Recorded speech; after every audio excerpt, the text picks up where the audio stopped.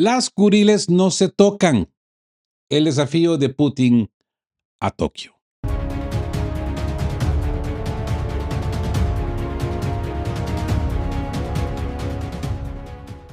Buen día y bienvenidos a De qué hablan Geo con Rodolfo para esta segunda actualización. Para hoy, viernes 14 de agosto, arrancamos este segundo bloque con una bofetada diplomática que ha hecho temblar a Tokio.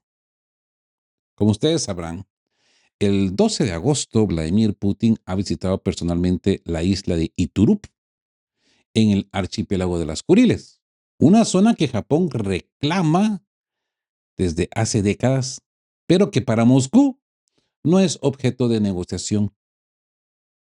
Así pues, mientras el ministro de Asuntos Exteriores japonés Toshimitsu Motegi lanzaba una condena categórica acusando a Rusia de ocupación ilegal, un cambio de retórica radical que Tokio endureció tras el 2022. Amigos, la realidad en la isla es bien distinta. Lo que para Japón es una protesta diplomática, para Moscú es una jornada de trabajo.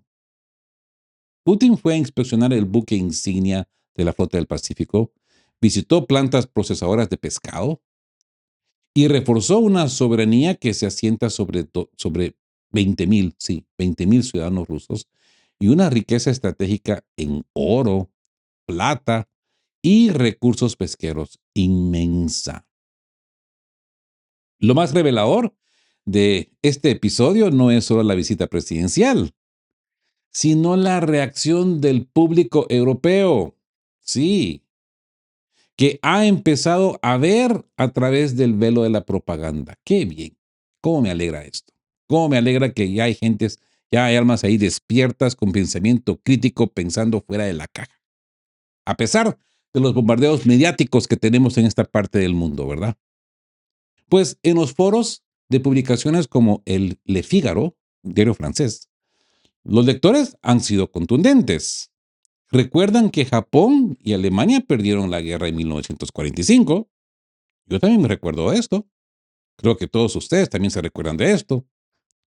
Y que las fronteras actuales son el resultado directo de esa victoria soviética. Quizás hay que mandarle un X o un texto a Cayacalas, ¿no? Porque esta señora creo que sí no se entera de estas cosas. Igual que Van der Bruggen, ¿no? Pues bien, como bien señalan los analistas y el sentir popular en Occidente, no de todo Occidente, pero ya de ciertas personas que están avispadas, despiertas, Moscú ya puso sobre la mesa en su día una propuesta de cooperación que Tokio rechazó por pura alineación atlantista. La respuesta rusa fue simple. Se acabaron las negociaciones. Hoy las Kuriles son territorio ruso de facto y de jure.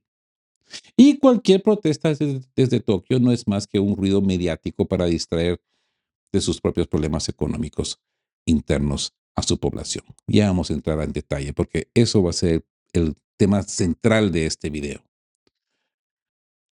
Hablemos del aval de Washington y la respuesta tajante de Moscú. Y la tensión en el lejano oriente no hizo más que escalar, amigos. Tras la histórica visita de Vladimir Putin a las Kuriles, Estados Unidos salió de inmediato a respaldar a su principal aliado en la región.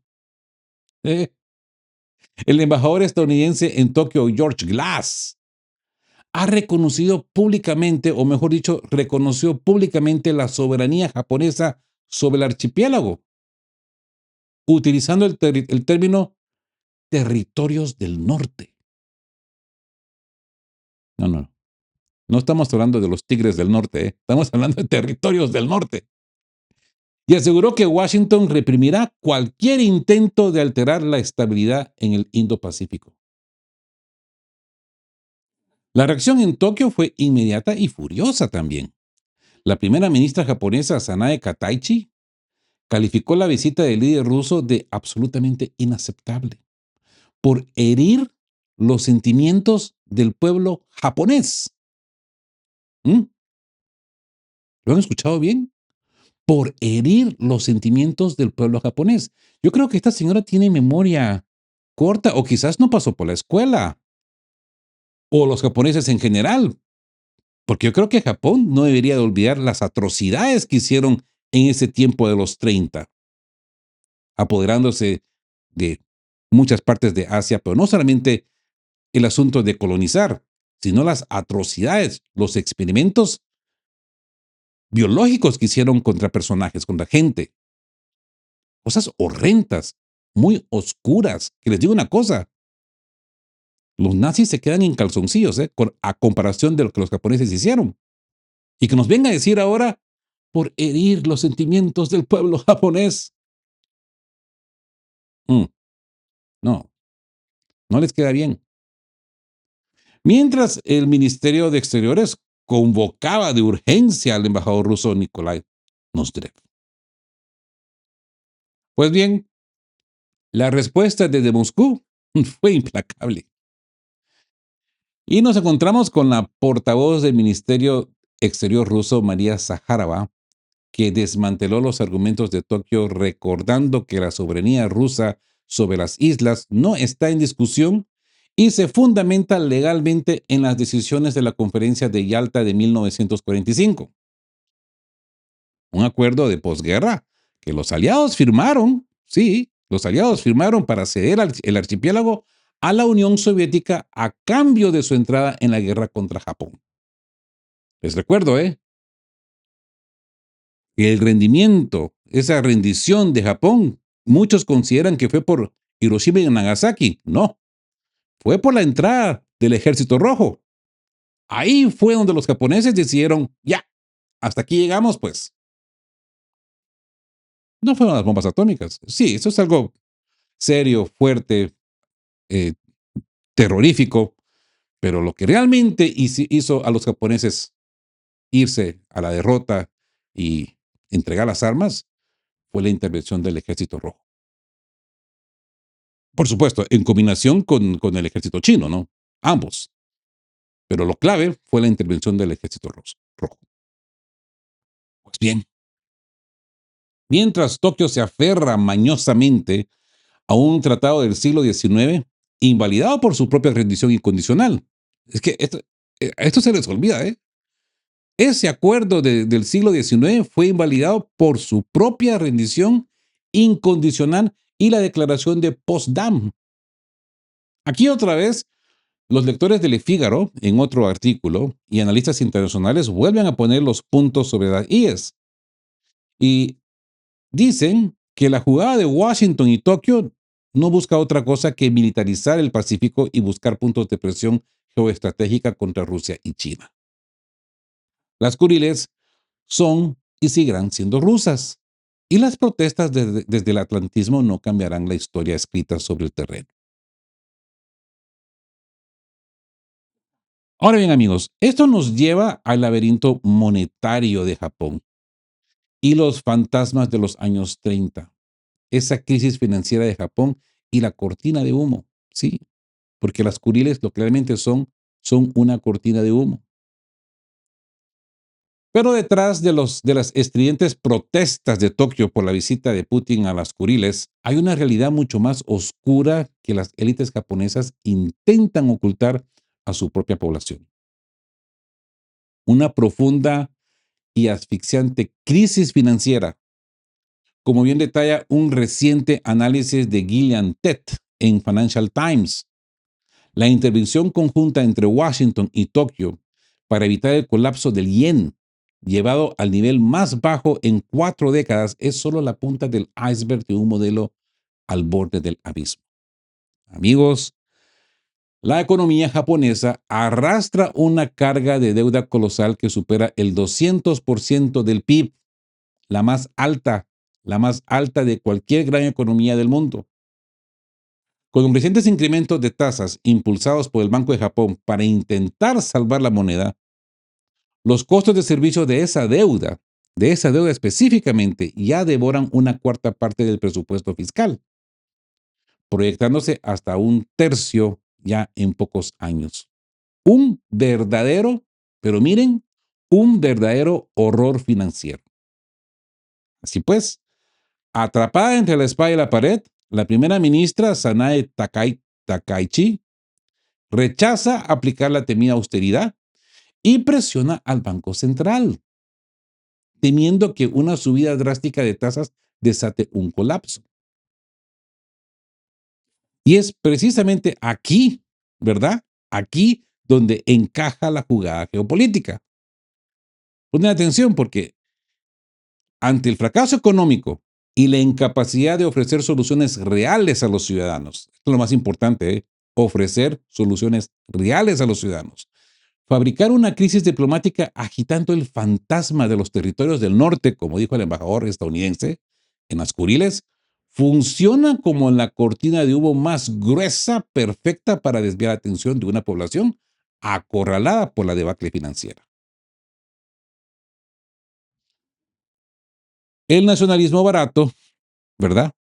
Siempre ha sido el refugio favorito de los políticos cuando las cuentas no cuadran. Y vaya que con esto pueden jugar muy bien con el sistema cultural japonés, ¿verdad? Ese orgullo que tiene. Pues bien, el peso de la historia y los fantasmas del pasado. Amigos, este artículo de Financial Times, a ver, antes de que me pregunten, Rodolfo, ¿y dónde está el enlace? ¿Dónde está la fuente? Ok, he visto esto mucho en comentarios donde sí me preguntan dónde están los enlaces. Les voy a ser sincero, y lo digo hoy y una vez nada más. Esta plataforma que pues nos da la oportunidad de, de comunicarnos, para mí pasar es el mensaje, no es muy de que pongamos enlaces tanto en la descripción del video como en los videos por sí mismos. Porque para ellos consideran que esto es desviarle el tráfico a otras plataformas. Por esa razón, pues yo solamente les menciono de dónde he sacado esta información, no el enlace ni los títulos con referencia. Para evitar ser penalizado, tengo que decirlo abiertamente, para evitar ser penalizado, pues se obvia el asunto de los enlaces. Pero estoy trabajando en una solución para ello. Denme un poco de tiempo porque ya eh, muy pronto ustedes van a tener accesos a todos estos artículos a los que yo me refiero. Así que paciencia, paciencia amigos, paciencia. Pues bien, este artículo arranca con una anécdota reveladora desde el Banco de Japón, el BOJ. Hace casi 3 décadas, un banquero central señaló los retratos de dos exgobernantes del siglo XX, Yunosuke Inoue y Korekiyo Takahashi, y recordó solemnemente que ambos fueron asesinados tras dejar el cargo debido al caos fascista de los años 30. ¿Qué tenían en común? Habían aplicado experimentos monetarios muy controvertidos. Uno era partidario de la línea dura del patrón oro y el otro un defensor acérrimo de la reflación. Este trauma histórico, según explica Gillian Tett, persigue a los mandarines financieros de Japón actuales, haciéndoles temer cualquier riesgo y obsesionándolos con una estabilidad a corto plazo que, irónicamente, podría estar gestando peligros a largo plazo. ¿Ok? ¿Vale? La intervención en el yen y los motivos de Washington. Y es que, amigos, para los que se recuerdan, en esta semana se produjo una intervención conjunta entre Washington y Tokio para evitar el colapso del yen. Algo que el euro estuvo envuelto, sin la consultación directa del Banco Central Europeo. Pero bueno, vasallos son vasallos, ¿no? Tienen que seguir las órdenes del imperio. Por el lado de Estados Unidos, el secretario del Tesoro Scott Bessent actúa impulsado por dos grandes temores. Y es que quiere evitar devaluaciones competitivas en Asia al estilo de la crisis de 1997 y busca disuadir a Japón a que se deshaga de sus tenencias de bonos del Tesoro estadounidense en un momento en que los rendimientos en Estados Unidos van al alza. Es que esto sería lo más obvio, ¿no? Japón tiene plata, y mucha, pero la tiene en la deuda estadounidense. Pues imagínense, ¿qué tiene que hacer inmediatamente Japón? Pues extraer ese dinero de vuelta, ¿no? Ah, no, aquí ha saltado el gobierno estadounidense a disuadir esta metodología porque saben que los dejarían en el limbo financiero, les vaciarían las arcas. Japón es el teniente mayor de la deuda estadounidense. Así pues, amigos, que esto demuestra cómo vivimos en una era de geofinanzas, ¿no? Donde Washington solo ofrece respaldo financiero a sus aliados y vasallos. Ahora bien, la trampa de la deuda y la política de tasa cero, lo que le llaman ZIRP. Pero el verdadero problema radica dentro de la economía japonesa. Tras el colapso asiático de 1997, Japón implementó una política de tasas de interés en cero, ZIRP. Como consecuencia, las tenencias de bonos del gobierno japonés, las que se le llaman JGB, en manos del Banco de Japón, se dispararon, pasando de un 11.6% en el 2013 hasta un pico histórico de 53.9% en el 2023. Aunque el Banco de Japón, intentando normalizar la política, reduciendo ligeramente su balance al 49% y subiendo las tasas de 0 al 1%, el yen se ha desplomado hasta las 163 unidades por dólar, tocando su nivel más bajo en 4 décadas debido a una economía débil y tasas inferiores a las de Estados Unidos. El horror financiero del servicio de la deuda, amigos. Aquí es donde la situación se vuelve insostenible. La carga, esa carga de la deuda total de Japón con respecto a su PIB, que supera el 200%, como les dije anteriormente, es la más alta de cualquier gran economía avanzada, aunque teóricamente la solución para fortalecer el yen sería subir las tasas de interés para frenar la inflación, esto choca con un muro financiero devastador. Los costos de servicio de esa deuda ya han escalado a 31 billones de yenes en el año fiscal 2026, equivalente a una cuarta parte de todo el gasto público. Y un memorando del Ministerio de Finanzas proyecta que se tragará un tercio de los desembolsos totales en solo 3 años. Ante este panorama aterrador, porque es un panorama aterrador, el Banco de Japón ha tenido que frenar la reducción de su balance para evitar su descalabro en los rendimientos. Esto nos lleva al choque político entre Takaichi y los mercados. Y es que el dilema se complica aún más en la arena política. La primera ministra Sanae Takaichi rechaza aplicar la temida austeridad y se opone firmemente a subidas drásticas de tasas de interés porque quiere reflotar la economía y teme asfixiar el país con el pago de la deuda, llegando incluso a presionar al Banco de Japón y prefiriendo un yen débil. Economistas como Robin Brooks, pues, sugieren medidas drásticas como la austeridad fiscal o la venta de la enorme pila de activos del gobierno para recortar la deuda bruta y estabilizar la moneda. Pero Takaichi parece reacia a este camino, ¿verdad? Y ustedes saben por qué. Tiene órdenes de más arriba, ¿no? Así pues, hay salida al laberinto. Pues para cerrar este análisis de Financial Times, señala que, aunque Japón cuenta con ventajas culturales únicas, como el hecho de que solo el 7% de sus bonos estén en manos extranjeras y una fuerte cohesión social que le permite capear temporales mejor que el Reino Unido o Estados Unidos, el país se encuentra atrapado en una trampa sin una salida fácil. Los fantasmas de los años 30 continúan rodando las decisiones política monetaria, dejando a un Banco de Japón acorralado y a los mercados globales con la mirada fija en el futuro del yen. Ahora bien, dejemos por un lado esta situación financiera económica, esta crisis financiera de Japón, que quizás esta sea la razón por la cual ahora vemos fricciones en el territorio del norte, como dice el embajador estadounidense en Japón. Pues como resultado de esto nos encontramos ahora con una potencia global y ese mensaje de las Kuriles para Europa y Asia. Y es que como bien señala el experto Jan Selesny en un análisis para el medio checo Iroslas, el trasfondo de esta visita de Vladimir Putin a las Kuriles va mucho más allá de una simple disputa fronteriza bilateral entre Moscú y Japón. Para Moscú, el mensaje principal es claro y estruendoso. Rusia no es únicamente una potencia regional en Europa, ni está acotada exclusivamente al teatro de operaciones en Ucrania.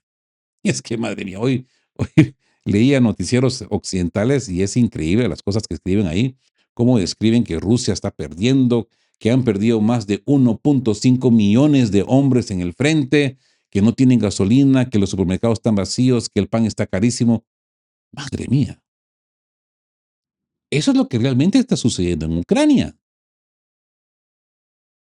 Ucrania, a través del informe del último hackeo que se le hizo al Ministerio de Defensa ucraniano, se reportan 2.4 millones de hombres perdidos en el frente ucraniano. 2.4.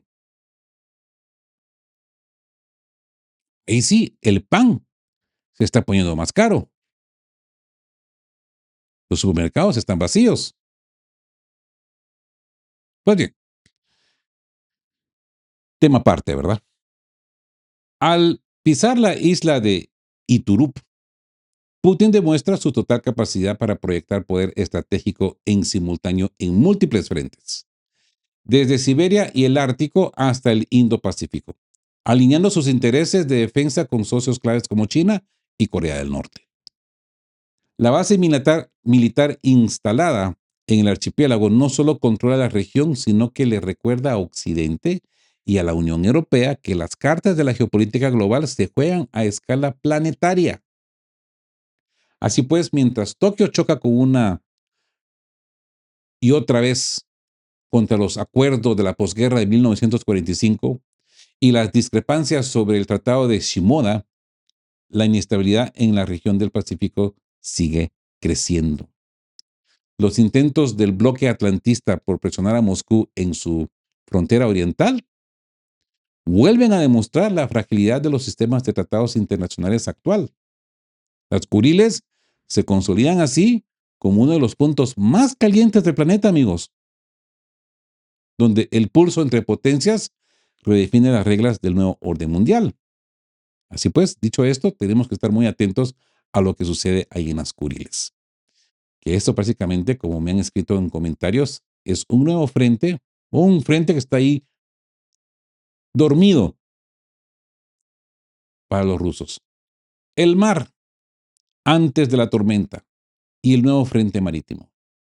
Y es aquí, como bien advierte un profundo análisis del medio Advance, la campaña occidental contra el comercio marítimo ruso ya traspasó todas las líneas administrativas. Lo que comenzó como sanciones y bloqueos de cuentas escaló de forma peligrosa cuando buques de guerra, helicópteros y comandos británicos interceptaron y capturaron el petrolero Smirtos en el Canal de la Mancha. ¿Se acuerdan? Buscando saquear 100.000 toneladas de petróleo ruso para desviarlas a Ucrania. Mm. Francia y otros socios europeos han hecho lo propio, intentando imponer un bloqueo de facto bajo el cínico disfraz de hacer cumplir la ley. ¿La ley de quién? ¿La ley de Macron? ¿La ley de Starmer? Durante años, Moscú contuvo su respuesta confiando en una salida diplomática, ¿verdad? Ese famoso espíritu de áncoras tras las reuniones con Washington, esperando que se respetaran mínimos entendimientos, ¿no? Y es que aquí la palabra clave es entendimientos. ¿Mm? Pero ahora el Kremlin ha comprendido que todo fue una tarea para ganar tiempo y armar a Ucrania. Otra vez. Como bien señala el análisis, la paciencia se ha agotado. La advertencia de Vladimir Putin no es una retórica vacía. La Armada rusa sabe perfectamente quién navega cerca de sus costas, incluyendo los 379 buques de estados hostiles con decenas de banderas británicas y francesas, detectados recientemente por la flota del Pacífico. Así pues, que si Occidente persiste en su piratería en alta mar, pues el conflicto europeo dejará de limitarse a las trincheras terrestres ahí en el este de Ucrania para abrir un nuevo y peligroso frente en los océanos. Como advierten los expertos, ¿no? No se necesita una declaración formal de guerra. Basta con un solo barco detenido, un malentendido táctico y un intercambio de disparos para que la chispa prenda fuego a un polvorín del que ya nadie puede o podrá zafarse. Por eso es que los británicos están en pánico. Por eso es que los británicos ahora están ahí pidiendo que por favor les levanten el tubo del teléfono. Gerásimo, por favor, contesta, queremos hablar, hermano. No, es que de repente caemos en un malentendido y pues nos golpeas con un Oresnik. No queremos eso, ¿verdad? Por cierto, ¿se enteraron de que también un polvorín se encendió ahí en Bulgaria? Uno de estos que también fabricaba cosillas para Ucrania. O sea que el fuego no solamente fue ahí cerca de Roma, en Italia, como les enseñé ayer, también fue en Bulgaria. O sea, ya tenemos dos incidentes de este tipo, ¿no? En conclusión, amigos, lo que estamos presenciando en el lejano oriente no es un hecho aislado ni un simple cruce de declaraciones diplomáticas. Es la convergencia perfecta de un sistema internacional al límite. Por un lado, tenemos a un Tokio acorralado por sus propios fantasmas financieros, atrapado en una deuda inmanejable y utilizando el nacionalismo de las Kuriles como una cortina de humo para disimular una economía que se hace aguas. Por el otro, un bloque occidental que empuja la cuerda demasiado lejos, arriesgándose a abrir un frente marítimo incontrolable en los océanos del mundo. Moscú ha dejado claro que el clavero ya no se limita a las trincheras de Europa del Este. La proyección del poder ruso, pues como podemos ver ahora, es global y la paciencia estratégica frente a las incautaciones en alta mar ha llegado oficialmente a su fin. Amigos, las piezas están sobre la mesa y como bien advierten muchos analistas, en un tablero tan cargado de tensiones, la chispa que enciende la pradera no vendrá de una gran declaración de guerra, sino de un mal cálculo en el mar. Y a eso es lo que los británicos tienen mucha alergia.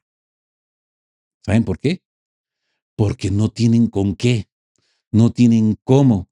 Eso ya se los explico con más detalle en el siguiente video. Así pues, amigos, cerramos este análisis profundo. Si les ha gustado este recorrido por las claves ocultas de la geopolítica actual, apóyennos con su like, suscríbanse al canal si aún no lo han hecho y déjenos en los comentarios su opinión. ¿Creen que Occidente está cruzando una línea sin retorno en los mares? Gracias por acompañarnos en esta jornada. Nos vemos en el próximo video. Estén juntos, fuertes, siempre buscando por la verdad y sean justos. Quedamos guapos. Chao, chao. Queremos recordarles que este espacio tiene un fin estrictamente educativo e informativo, basado en fuentes verificadas para fomentar una comprensión profunda de los hechos globales. Nos oponemos a la desinformación. Nuestra meta es el intercambio de conocimiento y análisis crítico, siempre bajo el respeto a todas las partes involucradas.